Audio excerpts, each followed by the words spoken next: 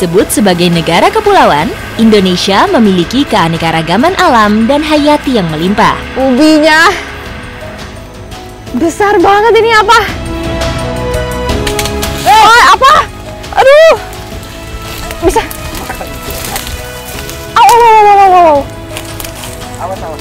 Tau-Ta Awana adalah salah satu suku tertua yang mendiami daratan Pulau Sulawesi. Hidup mengikuti alur perkembangan zaman, namun sebagian masih mempertahankan adat dan tradisi pendahulu.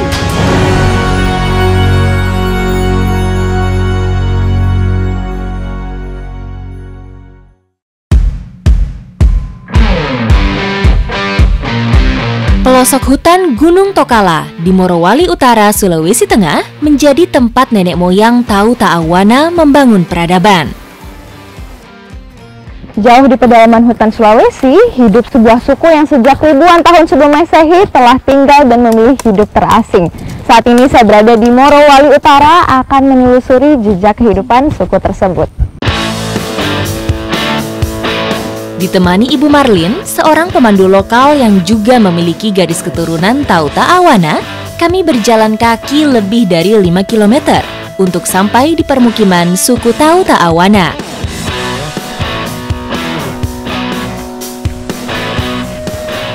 Nah, jadi sekarang kita menuju ke Dusun Salih Sarao, dusun yang terdekat dari Desa Taronggo. Dan ini perjalanannya berapa lama, Ibu? Ya, kurang lebih 2-3 jam deh. 2-3 jam? Ya. Di depan saya, arus deras Sungai Salato menjadi tantangan pertama yang harus dilewati.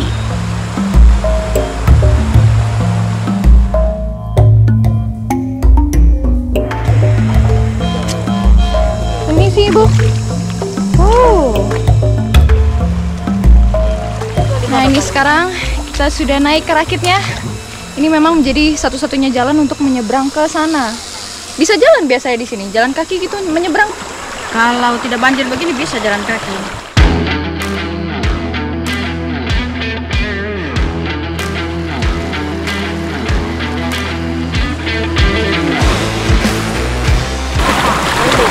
Ini tali yang di depan tuh sempat lepas, jadi jadi rakitnya kebalik ini.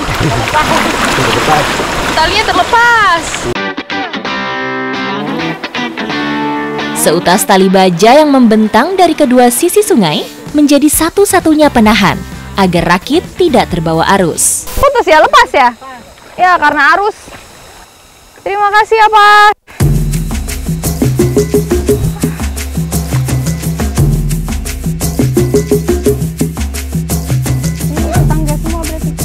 Akhirnya kita sampai juga nih di Dusun Salih Sarao. Perkiraannya sih cuma 2-3 jam ya. Tapi sekarang sudah hampir 4 jam.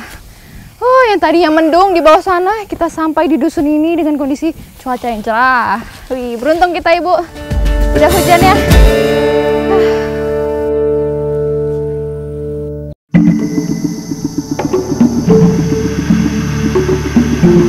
Ribuan tahun lalu, leluhur Tau-Ta Awana mewariskan seni bertahan hidup ala suku hutan. Salah satu keterampilan naluriah yang dimiliki suku Tau-Ta Awana adalah bercocok tanam. Berpindah mengikuti periode kesuburan tanah, bercocok tanam menjadi keterampilan alami yang mereka wariskan dari generasi ke generasi. Sekarang waktunya saya bersama Apa dan Indo untuk menuju ke kebun untuk mengambil ubi.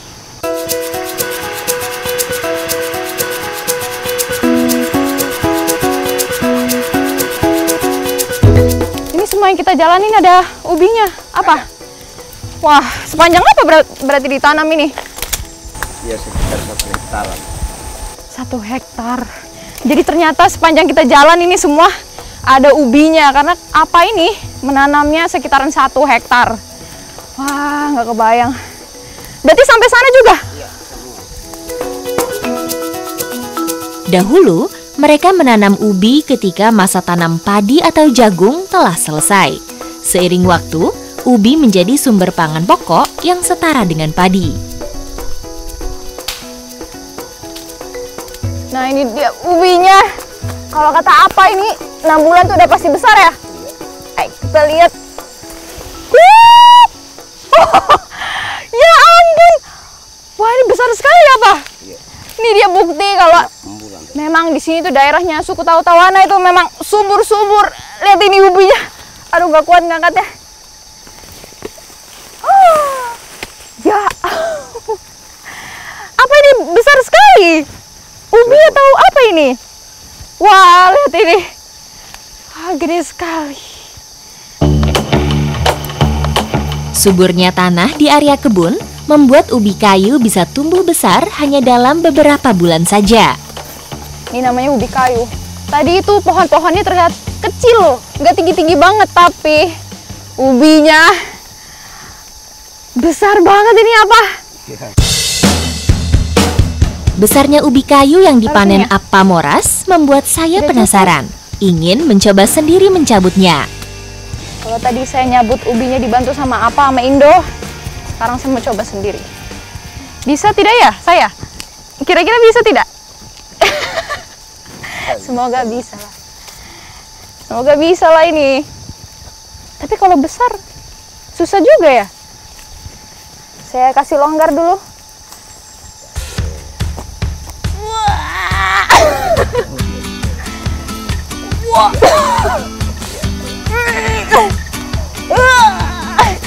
Wah, kayaknya lebih besar ini. Apa?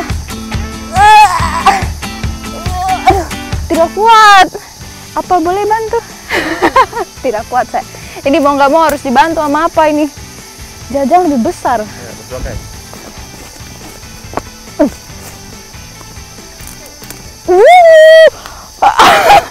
Ya ampun.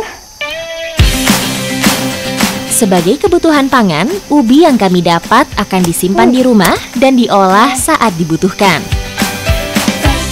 Kita mau kemana dulu ini apa? Mau ambil rotan Rotan? Di sebelah mana? di sebelah sana. Untuk apa rotannya? Pakai makan. Makan? Iya. Betul pakai makan? Iya. Ya sudah, saya ikut saja. Kita ke sana ya?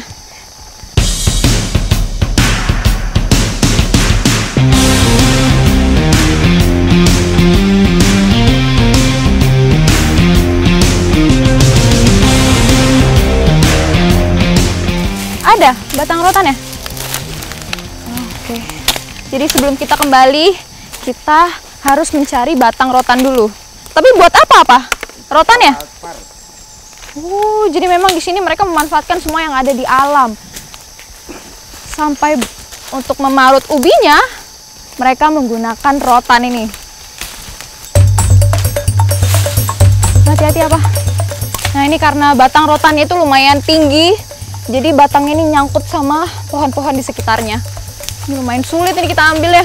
Bisa, tapi apa? Wah. Rotan merupakan tanaman merambat dari keluarga palem-paleman. Berbeda dari bambu yang tumbuh tegak, rotan memanjat pohon lain untuk mendapatkan sinar matahari. Lumayan juga. Ya dipanjat saja. Dipanjat? Iya. Titik kongkorosi mah ditinjau ya. Oke, jadi ternyata ditarik aja nggak cukup. Apanya mencoba manjat? Lewat mana tapi panjatnya apa? Wih, hati-hati tapi.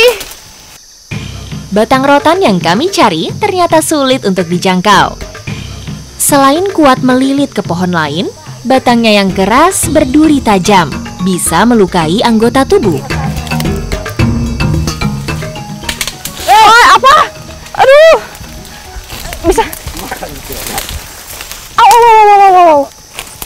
Awas. Guys, nancep di kakiku. Nancep. Nancep.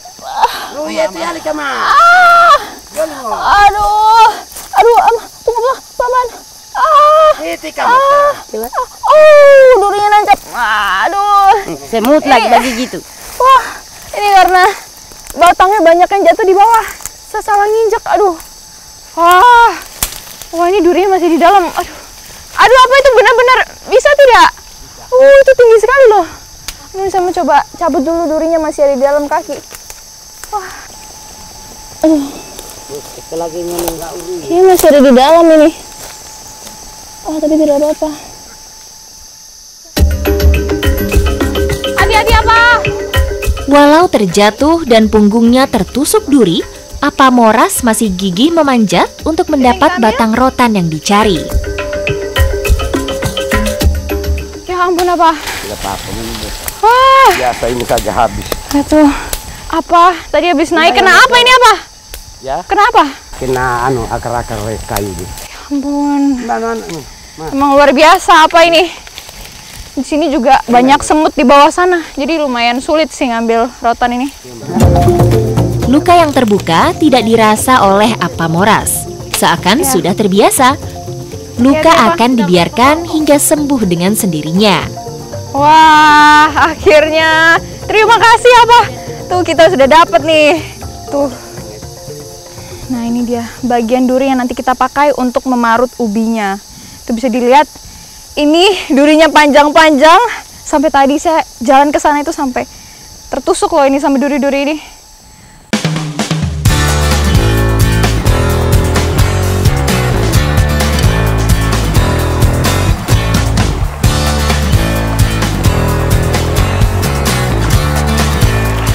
Nah ini karena kebunnya tadi dikelilingi oleh sungai, jadi kita bisa singgah dulu untuk bersih-bersih. Sekalian kita membersihkan ubi-ubi yang nantinya akan kita olah menjadi makanan khas Tahu-Tawana. Ini dia. Setelah ubi terkumpul dan batang rotan didapat, kami singgah ke aliran kecil anak sungai untuk mencuci ubi. Aliran airnya yang bersumber dari mata air Gunung Tokala mampu memenuhi kebutuhan Tahu-Tawana ribuan tahun lamanya. Oh, jadi ternyata yang kita cuci ini hanya beberapa saja dari yang kita ambil. Karena kalau sudah dicuci itu harus cepat-cepat diolah, karena kalau enggak bisa busuk kata apanya. Tuh, jadi kita hanya cuci beberapa saja.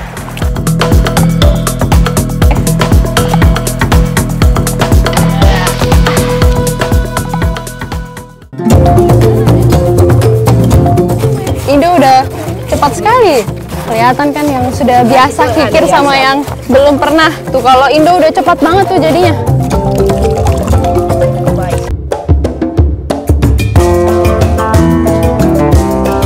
Meski banyak menghabiskan waktu di dalam hutan, rumah selalu menjadi tempat suku Wana untuk pulang dan bertemu keluarga. Hari ini saya diundang Apa Moras ke rumahnya menikmati hasil panen ubi yang telah kami dapat. Nah, jadi sekarang saya sudah di tempat tinggalnya Apa di pemukiman Tahu-Tawana. Nah, sekarang sebelum kita memulai proses membuat olahan ubinya, kita harus bakar dulu nih batang rotan yang kita ambil kemarin. Karena kemarin kan durinya masih panjang-panjang tuh, masih tajam-tajam, jadi lumayan bahaya buat kita apa ya? Iya. Jadi kita harus bakar dulu nih duri-durinya supaya lebih tumpul. Betul, lebih tumpul. Nah. Duri batang rotan yang terlalu panjang akan menyulitkan saat dipakai memarut. Juga rentan patah dan tercampur dengan hasil parutan. Dengan dibakar, duri akan patah alami. Nah, ini dia yang kita pakai nanti, itu bagian duri-durinya. Kalau tadi itu lumayan agak lembek ya. Iya. Kalau sekarang setelah dibakar itu dia lebih keras, jadi nggak gampang patah.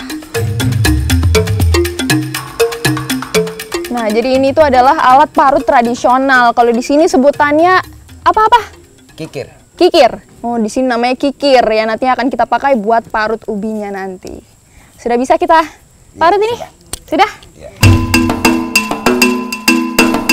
Meski tiap rumah memiliki perapian sederhana, tak jarang kegiatan mengolah bahan masakan ala Tahu-Tawana dilakukan di luar rumah. Nah, kalau tadi kita sudah bakar rotannya, sekarang lanjut dibantu sama Indo buat kupas ubinya ini. Nanti kita mau masak apa? Gata. Gata? Iya. Oh, nanti kita mau masak gata. Itu makanan khas Tahu-Tawana ya? Iya. Nanti kita lihat jadi apa dia. Gata adalah makanan pokok alternatif Tahu-Tawana. Saat beras sulit didapat, gata menjadi pilihan utama sebagai pengganti nasi. Indo udah cepat sekali.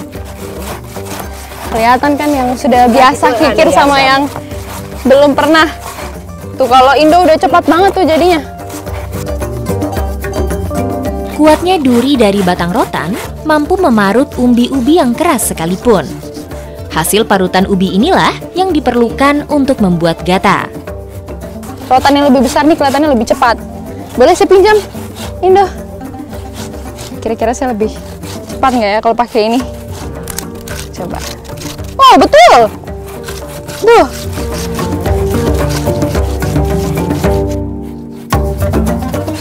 Kalau sudah jadi seperti ini diapakan nanti, Indo? Diremas. Diremas. Oh, setelah ini kalau sudah jadi itu langsung diremas. Oh, kita akan ambil ini ya airnya. Iya.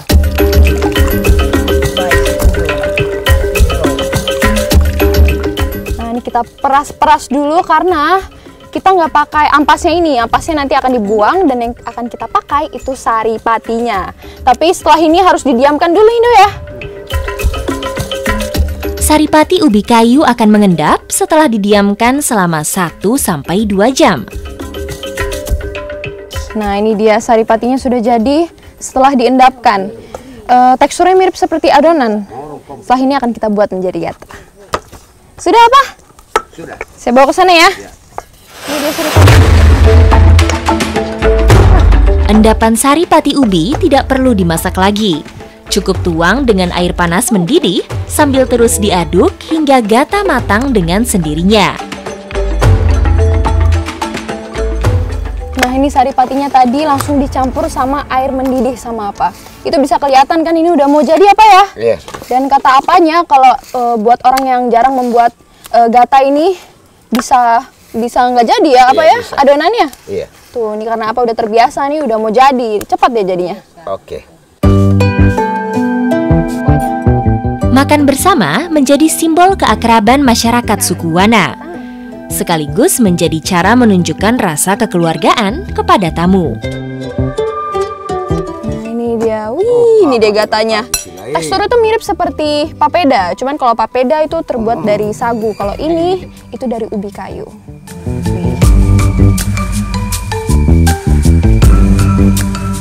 Tuh, kata Indonya cara makannya ini dipotong-potong seperti ini ya. Iya, baik.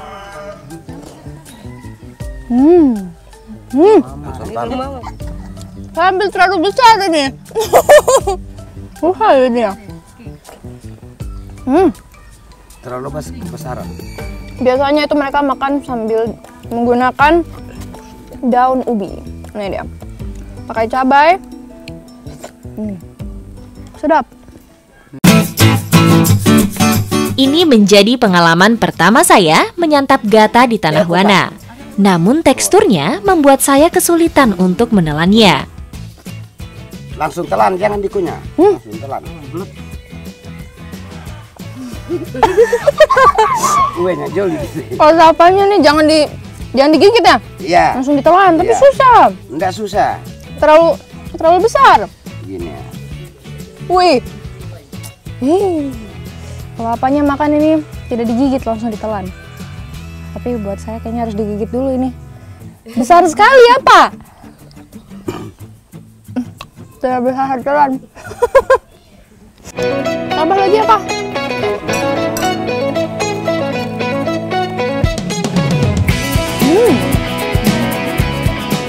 Tinggal jauh di dalam hutan Sulawesi membuat suku Tahu-Tawana itu terbiasa bertahan hidup dengan sumber daya alam yang ada. Ada masanya ketika suku Tahu-Tawana itu susah mendapatkan lauk pauk, jadi gata ini adalah makanan pokok mereka.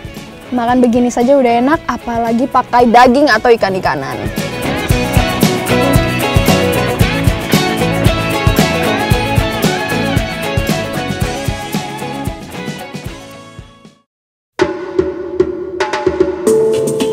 Warga suku Tahu-Tawana di sini biasanya akan mengumpulkan nilam dan damar mentah hingga banyak dan siap diambil oleh pengepul. Namun, sebagian ada pula yang membawanya ke pasar lebih cepat untuk dijual seadanya.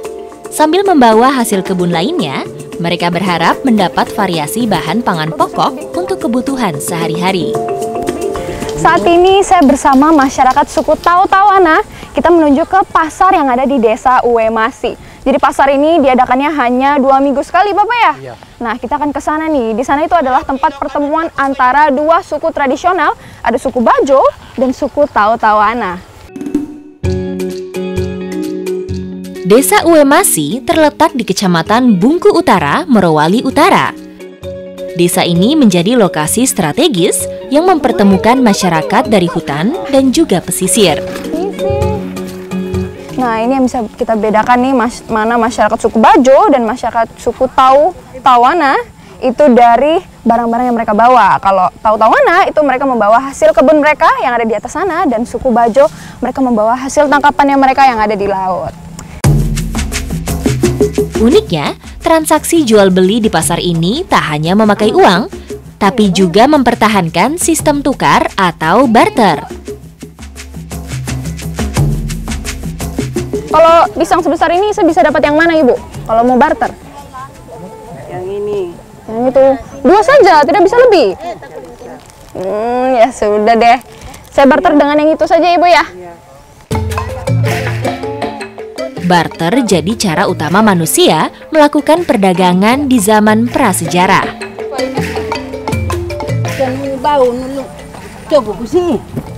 Mau barter, Ibu? Sih 30. 30. Kalau di barter dengan ini boleh? Tahu manusia. Dapat berapa, Ibu? Dapat 2. Dapat 2? Iya. Wih. Lagi Akhirnya setelah tawar-menawar dapat 2, Ibu ya. Sungguh pengalaman yang luar biasa bagi saya bisa menyelami kehidupan masyarakat suku tertua yang ada di Sulawesi, yaitu suku Tawana. Dari pilihan mereka hidup di pedalaman hutan, budaya, dan mempertahankan ekonomi mereka dari ribuan tahun lamanya.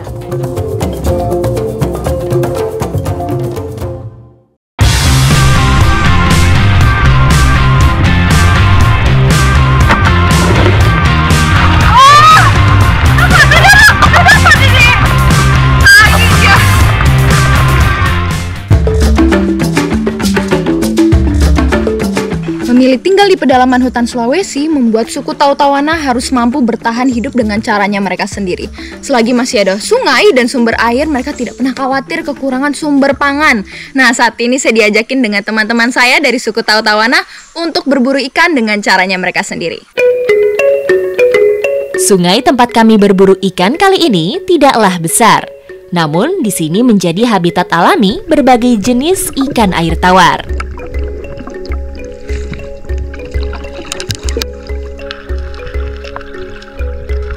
Jadi sekarang kita berburu ikannya itu di Tamburah, anak sungai Ulah. Kalau kita lihat dari samping ini kelihatannya pendek karena jernih banget airnya, tapi lumayan dalam loh.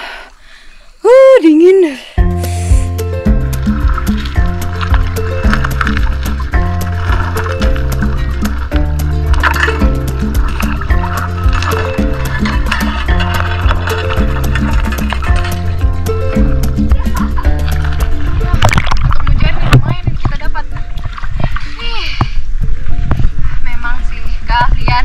Masyarakat suku Tawana untuk memanah nggak perlu dikhawatirin lagi. Apalagi buat saya yang jarang sekali memanah, ini kayaknya lumayan sulit loh buat dapetin ini.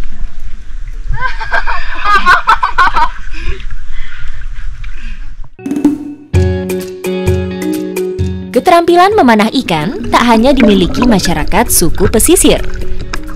Bagi Tawana yang bermukim di pedalaman hutan, keahlian memanah sudah dimiliki sejak anak-anak, baik laki-laki maupun perempuan. Nah, ini bagian karetnya ini memang dirancang harus kuat, karena kalau longgar itu tidak tepat sasaran. Jadi harus dibikin kuat nih. Dan kalau sudah mengait di sini, itu kita harus hati-hati. Pastikan dulu di bagian depan kita ini tidak ada orang supaya tidak kena nih. Bagian ujungnya itu, ujung panahnya. Tajam sekali. Lumayan ini kalau kena panah kita ya. Ya. Wah, ini tajam. Ini bahaya ini. Karet sangat berpengaruh pada kekuatan dan hasil bidikan. Semakin kencang, semakin besar pula lompatan anak panah ke target ikan buruan.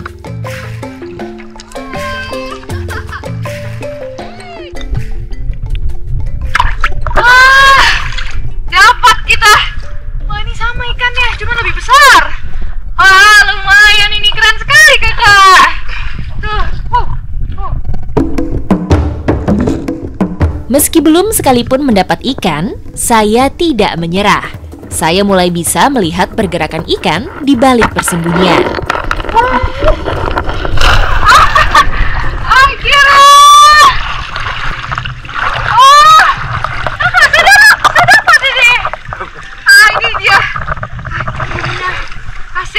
tangan saya.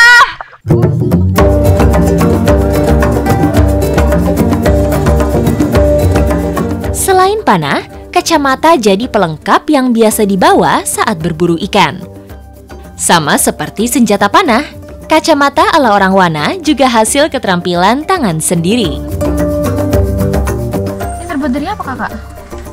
Potongan apa? Sepatu but? Wih, dari tadi saya unik sekali loh ngeliatin ini. Salah fokus terus yang ngeliatin mereka pakai ini. Ternyata ini mereka bikin sendiri. Tuh kalau kita bisa lihat, ini terbuat dari potongan sepatu boot sama kaca.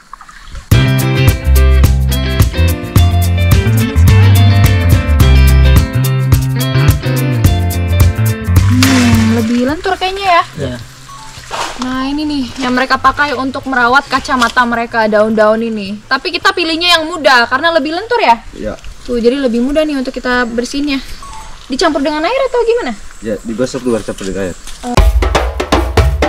Dedaunan muda dari pohon merabat sering dipakai untuk membersihkan uap air maupun kotoran yang mengendap di kacamata.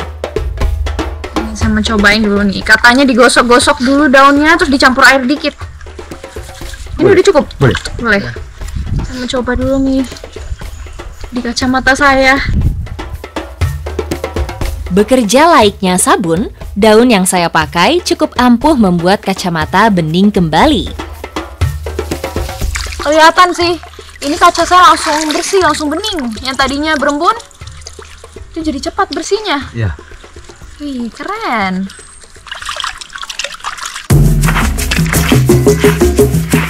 Ikan sudah terkumpul banyak, waktunya menikmati hasil buruan. Sembari hangatkan badan dekat perapian, kami mulai mengolah ikan hasil buruan. Biasanya dimakan pakai bumbu atau tidak? Tidak? Ya. Kayak gini aja? Ya. Wih, tapi memang benar sih, tadi kita ngambil ikannya tuh di tempat sungai yang bersih. Jadi apalagi ini baru aja kita ambil, itu pasti ikannya segar. Walaupun dibakar aja pasti ikannya enak. Aroma asap bakaran ikan sangat menggoda. Apalagi baju basah yang kering di badan membuat perut saya makin keroncongan. Sudah? Ini dia sudah matang ikannya. Seger banget. Waktunya kita santap.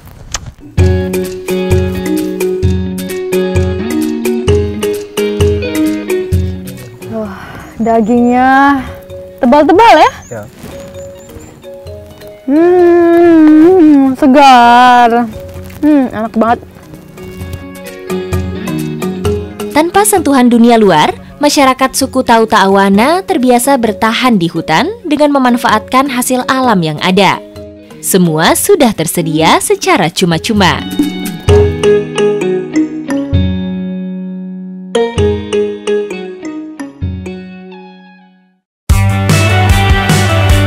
Bagi wanita dan anak Tauta Awana, sungai tidak sekadar sumber kehidupan, namun juga tempat bermain sekaligus merawat diri. Di Sungai Salako. Sungai ini bagaikan urat nadi bagi masyarakat suku Tauta Awana yang bermukim di kaki Gunung Tokala. Selain menjadi sumber pangan dan sumber air utama, tempat ini juga menjadi tempat suku Tauta Awana merawat diri.